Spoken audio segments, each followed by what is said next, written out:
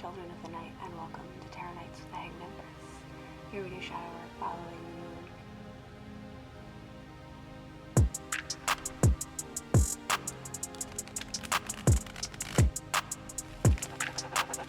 Yo, VI, play the beat.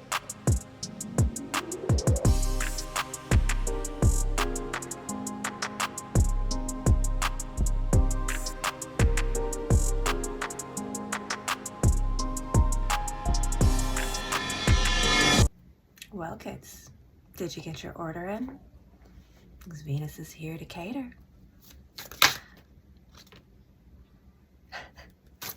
We have Venus moving into Taurus, coming home, getting ready to deliver.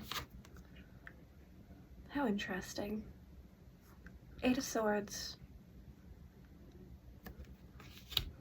Don't yet know what's to come.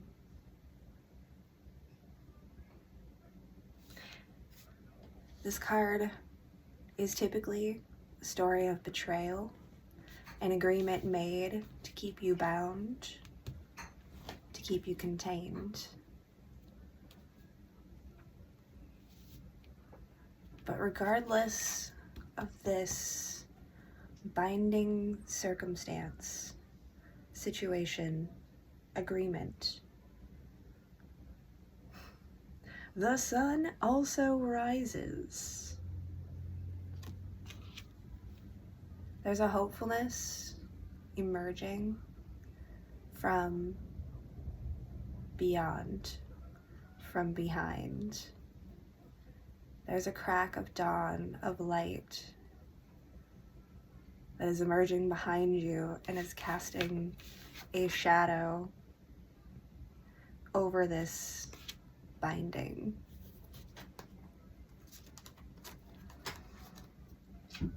You know, I really did have conflicting kinds of emotions bouncing back and forth into this energy. The very first thing that I was tapping into was Michael Jackson's Beat It. Like, it felt like stepping into the middle of a war zone, and with the power of love and the power of music breaking up this fight. And sorry, I was just looking down at the card like, okay, here it is, breaking up this fight and just telling everybody to walk away. But you want to be bad, just beat it. This isn't the time or the place for bad behavior, for trying to show off or show your stuff. This is the time to sit quietly, place your order with the universe. Place your order with the universe and receive. Be delivered. Elemental of Swords on the bottom. The composition, the contrast, the battle of dark and light, the emergence of freedom from suppression.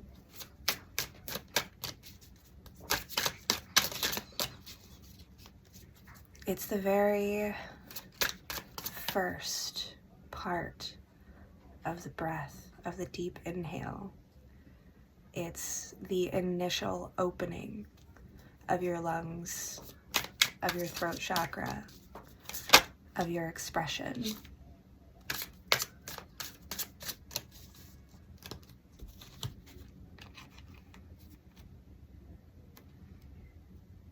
We have the Empress and the Four of Cups.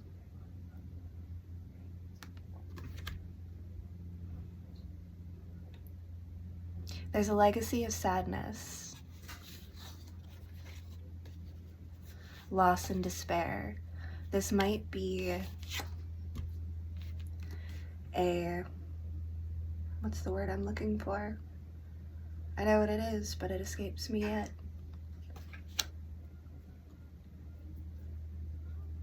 Generational curse? Is that the word? Something in the bloodline and the legacy. The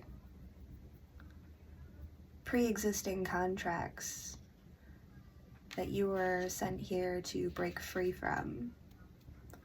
You weren't put here to continue the cycle. You were here to reduce it to ash, to nothing.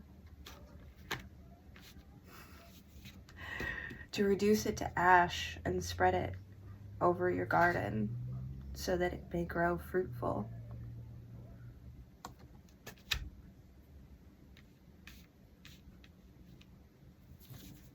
Just getting a lot of really cool imagery of this reduction that serves and directs growth.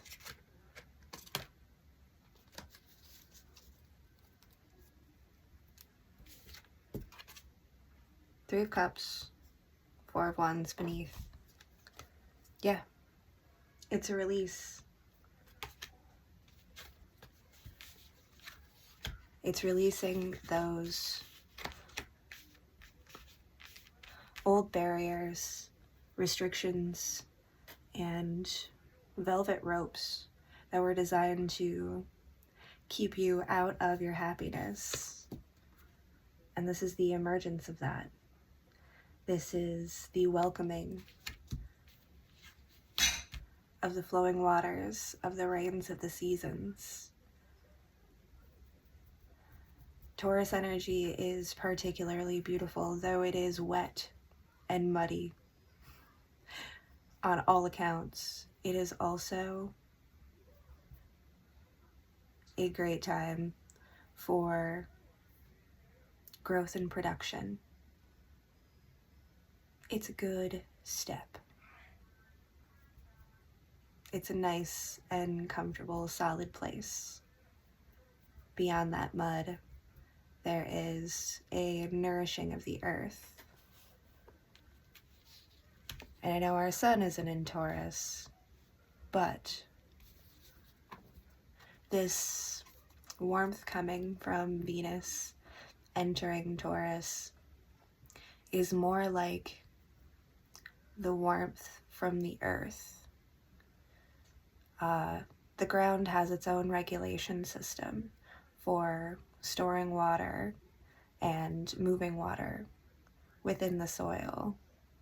And there is a natural geothermal heat signature that comes from the ground, from the life within it. And the more energy and life there is in the dirt, the more naturally warm it is, regardless of the sun's rays, because of the energy from the sun that has been stored in this place. It can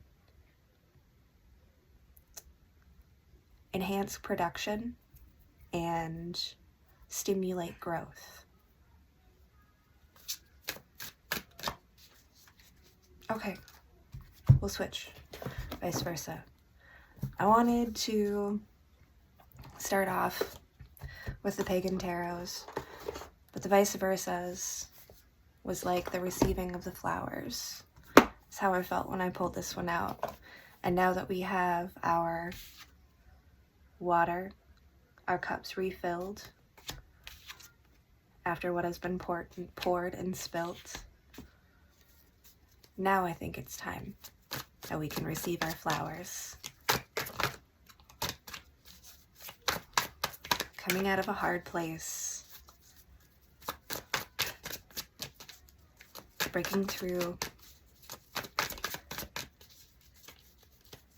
the veil that's been covering your eyes and observing the patterns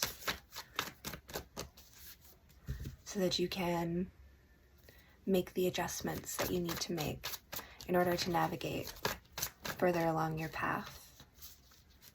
Is it this deck? You're feeling a little wild. Feel it a little wild, I say, as the Knight of Swords kind of bounces around in there, all energetic, like a,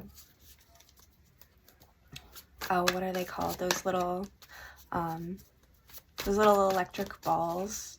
It's like a sphere, and it has electricity that kind of spiders out everywhere, and you can, like, you know, where you touch it or move your energy, the electricity is attracted to it. It feels like that, like the lightning inside.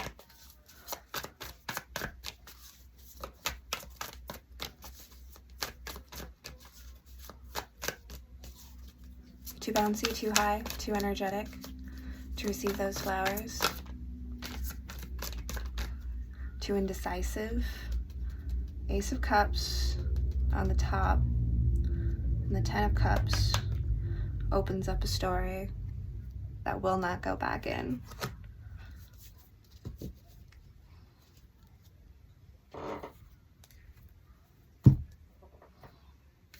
Hanged Man turns again, hanging in the balance.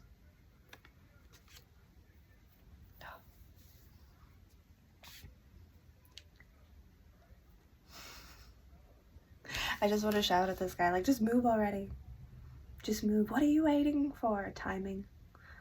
We're waiting for the right time. We're waiting for high noon,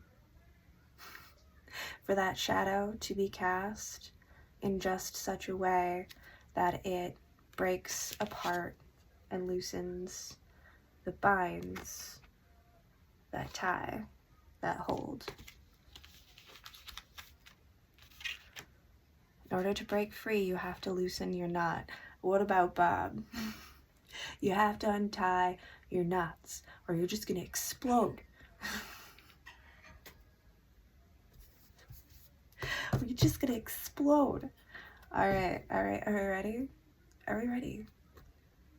Are we ready for the flowers?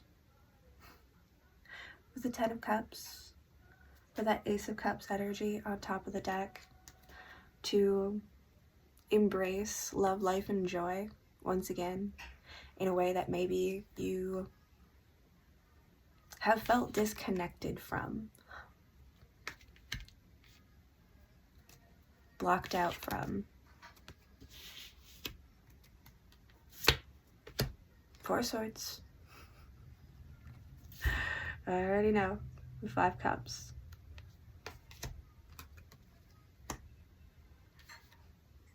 So much patience. Something really needs to be spilt, dumped out, released, poured, cast out, and removed. You gotta make room. That's why you gotta have patience. So you gotta clear out, till the garden, remove the debris and the blockages, loosen up the soil, aerate it, and distribute those waters, and distribute the ashes from what you have burnt. Then we have minimal fire over here in Taurus with Venus. We still have all of that Aries energy that is burning up over here. So there's some kind of connection, attachment, alignment to what's going on over there that is a contributing factor that is serving this purpose as well.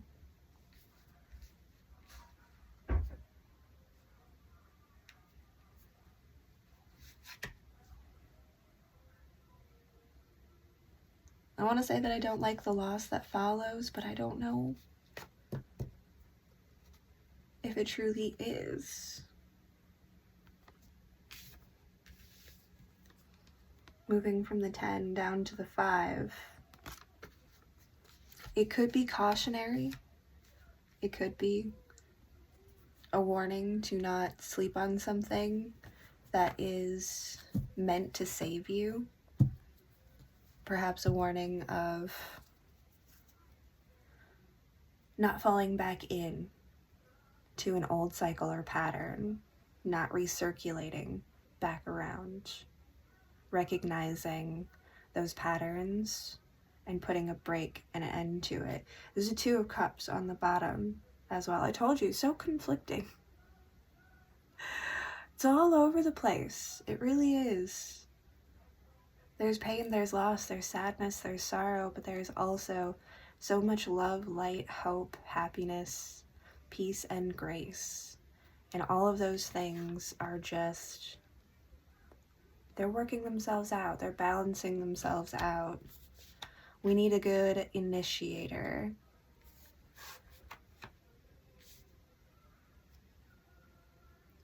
I want to say to tip those scales, but it's really to define those scales before we even begin to measure. Does that make sense? Does that hold? Oh, hey, what up? Two of Cups was not staying at the bottom. It was not staying suppressed. It was coming out. If it couldn't come out by the light of day, it would come under the cover of night. But regardless of how this circumstance comes about, the unification of self, the divine reflection of light energy exists in both places.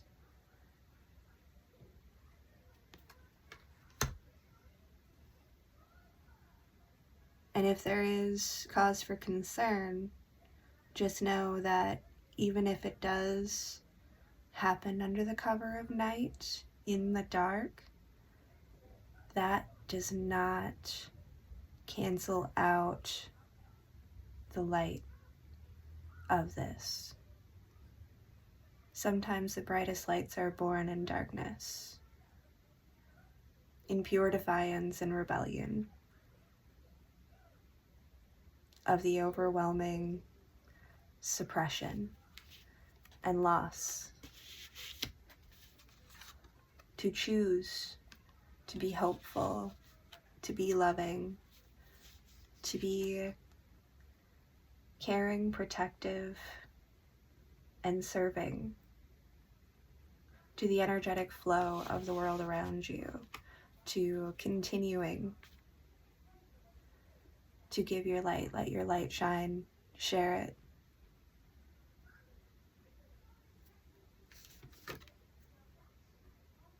It will not be suppressed.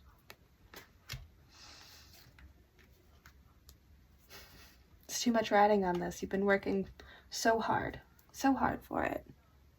Truly. That Eight of Pentacles. This is your legacy. And that's why it matters. Not just for you, but for all of the energy that is connected or attached to you. This doesn't just loosen up your binds, free you. This frees everything that has been interwoven and connected. Each of these swords represents attachments that are just as trapped as you are in this experience. Loosening your binds frees them as well, frees others as well. It illuminates, it radiates, it heals, and it serves growth in all the right places and spaces. Venus in Taurus is going to be a beautiful time. It will be challenging. It will get muddy. You may get a little stuck in the mud. But if you allow yourself to be light, to pour what is necessary, to burn what needs to be burnt, and pull out the bridge, I get you the bridge. She got the bridge. Okay, you got the bridge. Train the bridge. It's a good one. All right. I think this about wraps it up, kids. Don't sleep on your opportunities. Utilize even the hard times to serve to the advantage of yourself and others around you. Keep that light shining. You're doing great. And we'll see you all next time. Thanks, kids. We could start a fire, go up in smoke, jump into the water and do the backstroke. Come on, what's it gonna be? Come on, what's it gonna be? I got a feeling that you and I are the reason. Burn it down to the ground. I need to know if you want me to jump or burn it to the ground.